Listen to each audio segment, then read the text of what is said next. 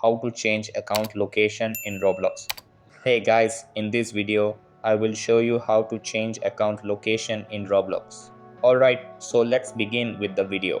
To change your account location in Roblox, what you can do is just go to settings over here, click on settings again, and then just go to account info.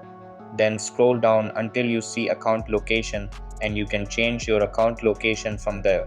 But if you can't change your account location, what you can do is scroll down from here until you see help. Just click on help, and then after that you'll be redirected to the support page of Roblox. Once you're here, what you want to do is click on I need help with my account. Just click on that. After that, go to the search bar and search up location. There you go. Click on account settings over here, then account location. Just click on that, and after that you'll be redirected again. From here, what you want to do is contact the support team in Roblox. To do that, just scroll down until you see how do I change my account location. Click on the support form link right there. You can open it in a new tab. Once you're here, input the details of your contact information like your username, first name, email address, confirm your email address, and of course your issue. Next are the issue details. First is what device are you having the problem on, just input your device over here.